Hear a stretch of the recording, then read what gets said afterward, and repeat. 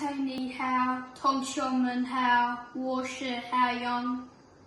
Hello everyone, today I'll be showing you how to make the brownies that Mum took to Malaysia for you all. So I'm going to show you guys the recipe and I hope you enjoy it.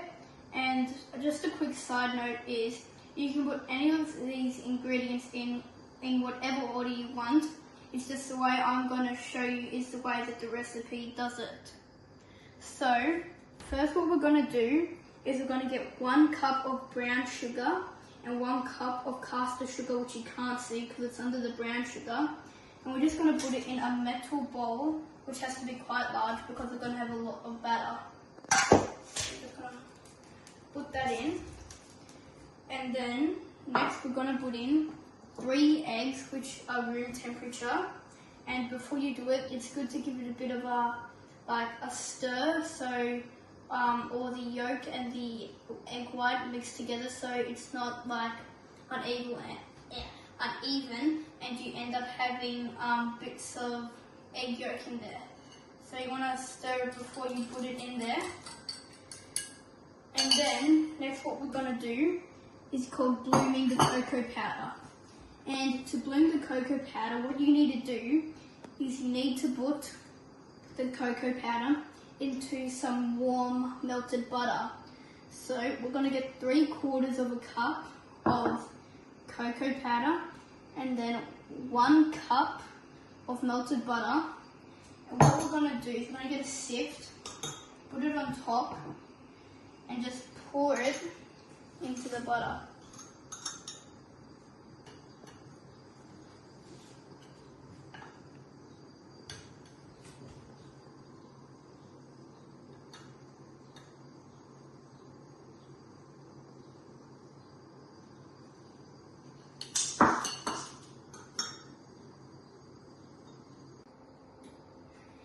And then once you finish blooming the cocoa powder, your butter will look like one of those super nice yellow, super goldish kind of colour to this very dark brown. And once you've bloomed it all, you stir it all into that butter. And then what you want to do is pour it in there with the rest of the sugar and the eggs. And you want to make sure you don't heat the butter up too much because eventually you'll start cooking the eggs before it's in the oven. And so we want to make sure that we heat it up enough that it blooms but not too hot that it cooks the egg. And so the reason why we bloomed was to make the brownie extra fudgy, but you do not need to do this step. It is not necessary. However, if you do want extra fudgy, extra yummy brownie, this is what you want to do. And so, once you got all that batter out, I'm going to set it aside and then you just stir this with a spatula. Do not use a whisk because it'll get all trapped up in there and you end up with half your batter in the whisk and it'll take you about half an hour to get out. So what you want to do is use either a wooden spoon or a spatula. So you're going to want to mix this all up until it's this nice kind of caramel, like it looks like caramel, dark caramel, and yeah. And once we finish stirring it till it looks like this and it's this nice liquidy but kind of a bit solid texture, what we want to put in next is a tablespoon of coffee. So with the coffee, you want to just scoop it up and make sure you don't get any foam because it doesn't count. And what this does is just makes the chocolate and the cocoa powder much more flavoursome and you can taste it much better. However, if you don't want to use coffee, you can just use either another tablespoon of vanilla or a tablespoon of water. But what we will next want to put in is a tablespoon of vanilla. And so we're going to get the same spoon, put it in there, and pour it into the batter. And then after this, we want to stir it again to make sure the vanilla and coffee mix up and just so it gets mixed up before we put some more dry ingredients in. And you don't need to do this much, just a tiny bit. And then that's all you need to do. And then what you want to do next is get 1 cup of self-raising flour, not all-purpose, but self-raising, because there's no yeast, there's no baking powder. We're just going to use self-raising flour, because this also got cornstarch in it and all these other ingredients, so we don't need to put any extra ingredients in, we just need to use the self-raising flour.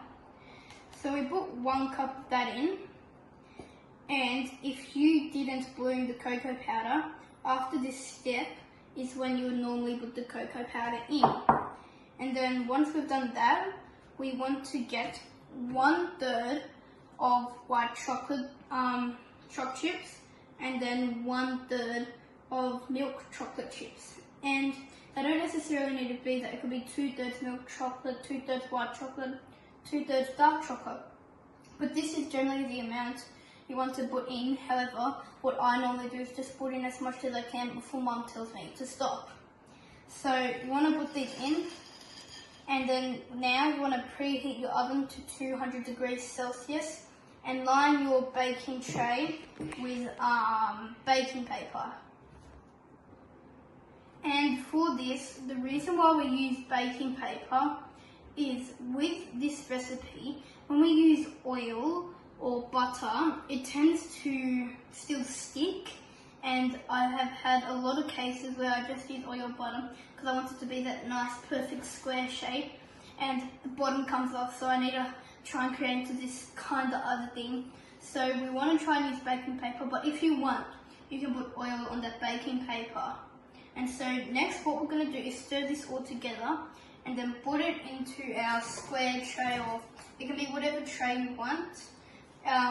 And so we're going to do that now.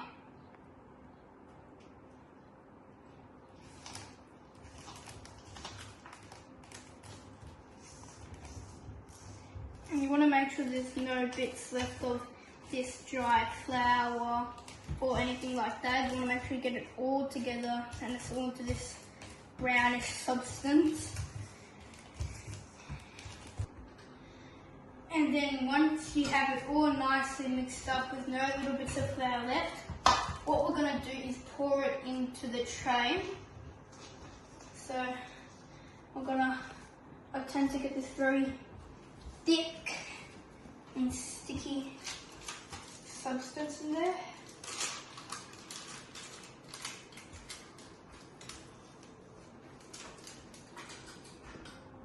And now we have a very, very, very good looking cake.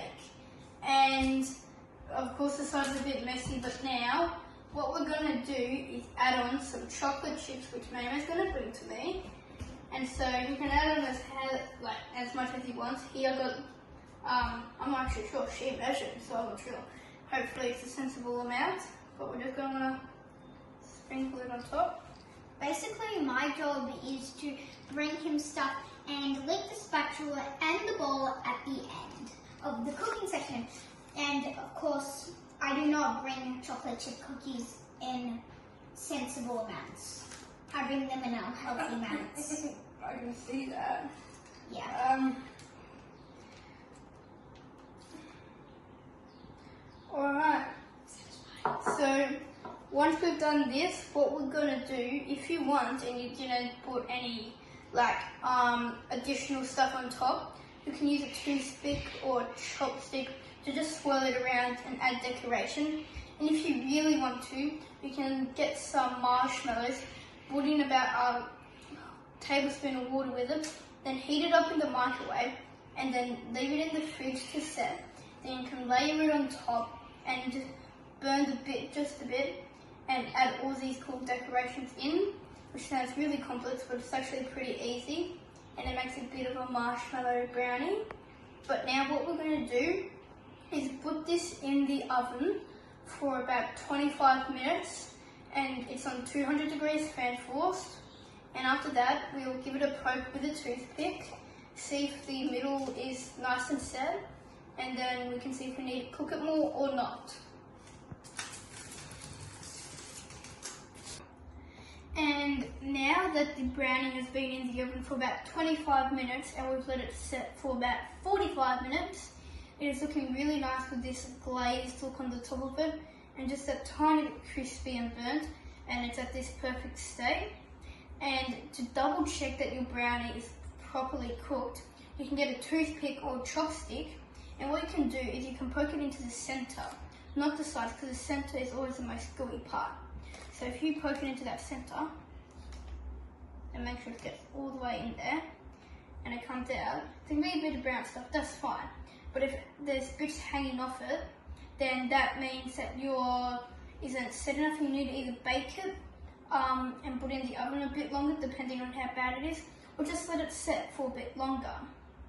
And once you test it and you know it's okay, you can move it onto a baking rack so it can cool down. So that's what we're going to do here.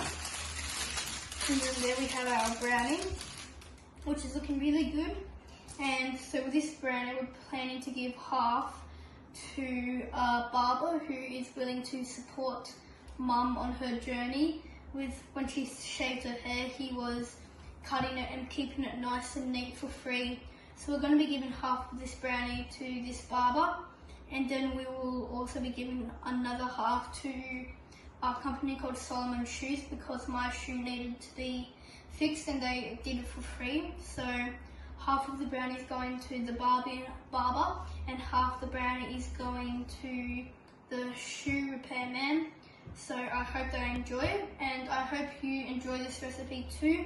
You can use it to impress someone, to use it with your family, and just use it if you want a nice snack, although it's not very easy to make.